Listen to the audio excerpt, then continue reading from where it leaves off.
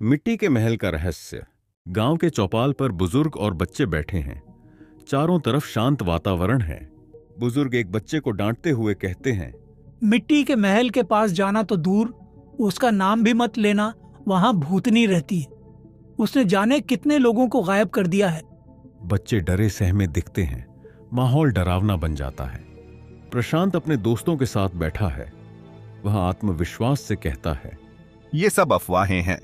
मैं मिट्टी के महल जाऊंगा और पता लगाऊंगा कि सच्चाई क्या है। दोस्तों में से एक डरते हुए बोलता है, क्या तुम पागल हो गए हो? वहां जो गया वह वापस नहीं लौटा। प्रशांत मुस्कुराते हुए जवाब देता है, अगर हम डरते रहेंगे तो पूरी जिंदगी डर के गुलाम बने रहेंगे। प्रशांत एक मशाल लेकर महल के पास खड़ा है।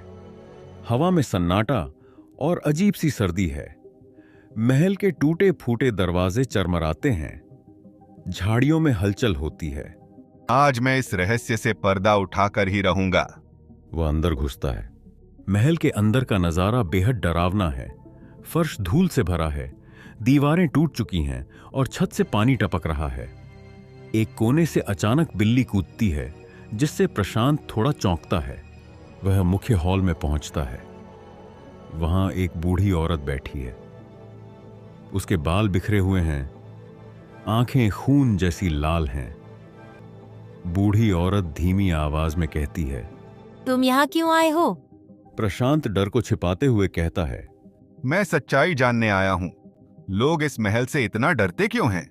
बूढ़ी औरत के चेहरे पर दर्द और गुस्से के भाव आते हैं। वह कहती है, यह महल कभी एक राजमहल था। मैं इस महल की रानी मीनाक्षी थी, लेकिन लालच ने सब कुछ खत्म कर दिया। राजा के मंत्री ने मेरी और राजा की हत्या कर दी। उसने सारा खजाना चुरा लिया और मेरी आत्मा को इस महल में कैद कर दिया। प्रशांत गहरी सांस लेते हुए कहता है, मैं आपका सच दुनिया के सामने लाऊंगा। रानी धीमे स्वर में कहती है, अगर तुमने ऐसा किया तो मेरी आत्मा को मुक्ति मिल जाएगी। प्रशांत गांव के सभी लोगों को बुलाता है। वह रानी की कहानी सुनाता है। कुछ लोग हंसते हैं तो कुछ उसकी बातों को गंभीरता से लेते हैं।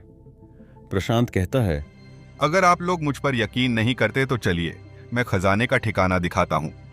प्रशांत ने रानी द्वारा बताए खजाने के स्थान पर खुदाई करवाई तो सचमुच वहां से खजाना निकला। खजाना देखकर सभी दंग रह गए। रानी की सच्चाई साबित हो गई। गांव वालों ने रानी के लिए एक मंदिर बनवाया और उसकी आत्मा को शांति के लिए प्रार्थना की। उस रात प्रशांत ने सपने में रानी को मुस्कुराते हुए देखा। रानी ने कहा, तुमने मेरे लिए जो किया उसके लिए मैं तुम्हारी आभारी हूँ। अब मैं मुक्त हूँ। यह कहानी न केवल रोमांचक है, बल्कि यह हमें यह सिखाती है कि हिम्मत, सच्चाई और न्याय की हमेशा जीत होती है।